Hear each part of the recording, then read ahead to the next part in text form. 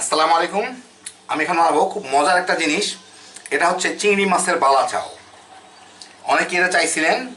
জিনিসটা তৈরি করা খুবই সহজ আর খাইতে দারুণ মজা, ঝটপট বাসায় বানিয়ে নিতে পারেন। তো আসেন দেখি কেমন করে বানিয়ে নেবেন। আমি এখানে 100 গ্রাম চিংড়ির শুটকি নিয়েছি, বড় সাইজের শুটকিটা মাথাগুলা ফেলে, এই যে দেখেন। এখন এইগুলাকে আমার তেলে নিতে হবে একটু। তো সাদা ভাত 2-4টা পিঁপড়াও আছে, যতদূর পারছি ফেলে দিছি। এখন বাকিগুলো যদি থাকে ওগুলাও টালা হয়ে যাবে, পিঁপড়া খেলে ক্ষতি নাই।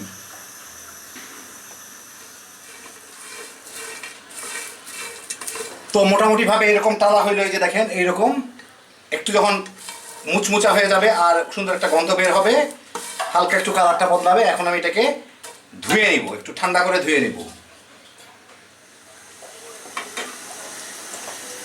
আমি এখন এখানে 2 কাপ পেঁয়াজ, মানে কাঁচা অবস্থায় কাটার পরে 2 কাপ, সেইগুলাকে ভেজে বেরেস্তা করে নিচ্ছি।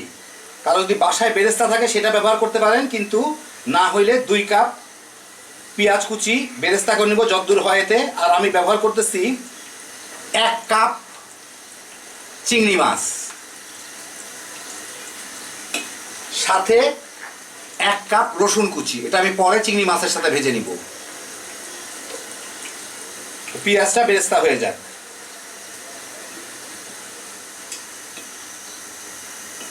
তো মোটামুটি ভাবে আমার বেরেস্তাটা হয়ে গেল। আমি চুলার জালটা বন্ধ করে দিই। এই যে দেখেন, আপনারা যদি বেরেস্তা করেন একটু হালকা রং থাকতে থাকতে তুলবেন।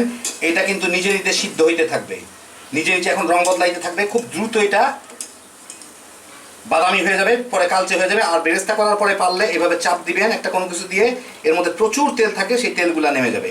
তেলগুলা ভিতরে থাকলে কিন্তু বেরেস্তা সংরক্ষণ করতে পারবেন না। যাই হোক, যারা সংরক্ষণ করতে চান ওইভাবে করবেন। আর পেঁয়াজটাকে মাঝারি আছে ভাজবেন। তো আমার হয়ে গেল, আমি এগুলোকে উঠাই নেই।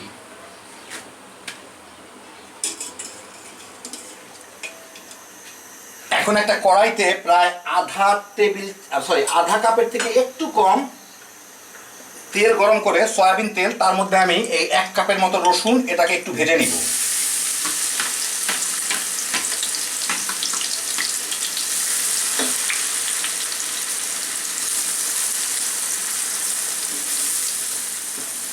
রসুনটা বাদামি হয়ে গেলেই আমি চুলাটা একদম বন্ধ করে দিই। এটা কিন্তু পেঁয়াজের মতোই নিজে নিজে আরো বাদামি হইতে থাকবে। এখন এটাগুলোকে আমি উঠায় ফেলবো।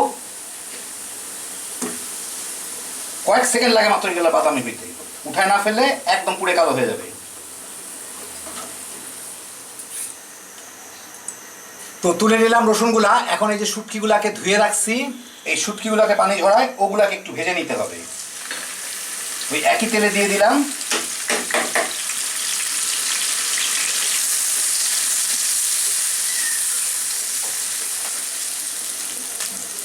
ভালো মতো বাদামি হয়ে ভাজা হইলে, একদম বাদামি হইতে হবে কিন্তু।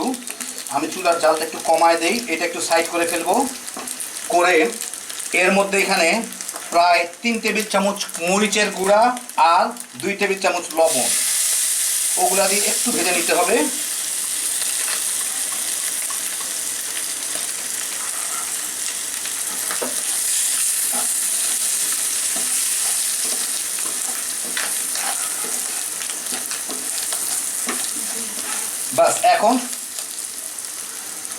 এখন সব একসাথে মিশিয়ে দিতে হবে। এই পেঁয়াজের বেরেস্তা, মানে জাস্ট মরিচটা একটু ভেজে নিলেই হয়ে গেল। রসুনের বেরেস্তা,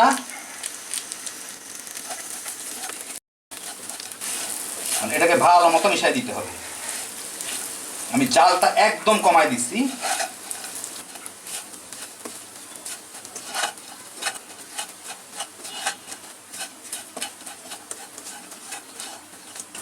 তো ভালো মতো মিলাই নিলাম।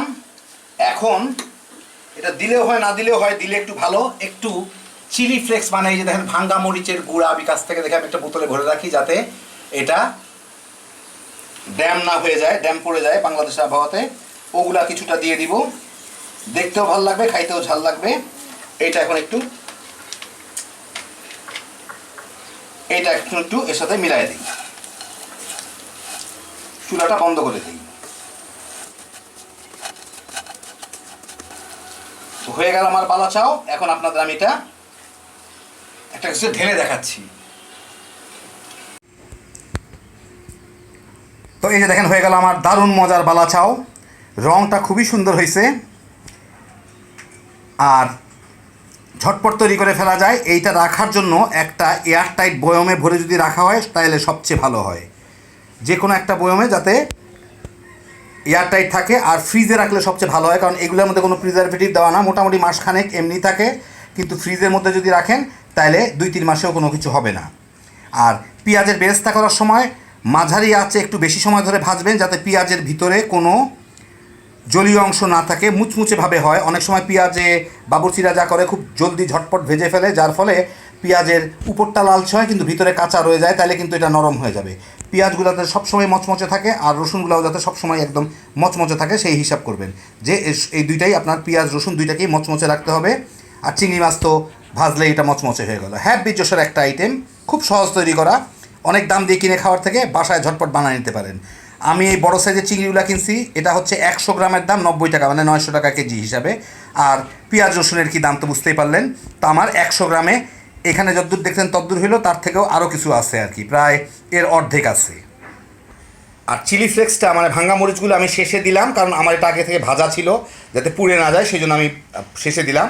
আপনারা কেউ দিতে চাইলে যদি কাঁচা থাকে তাহলে যখন কাঁচা মানে শুকনো মরিচের গুঁড়াগুলো দিলাম ওর সাথে দিয়ে ভেজে দিবেন, অথবা না থাকলে কয়েকটা মরিচ কুচি কুচি করে কেটে টুকরা টুকরা করে ওই মরিচের গুঁড়ার সাথে দিয়ে একসাথে ভেজে মিলাই দিবেন, ব্যাস হয়ে গেল।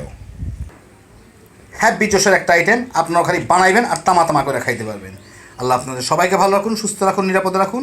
ইনশাআল্লাহ বেঁচে থাকলে আবার দেখা হবে। আল্লাহ হাফিজ।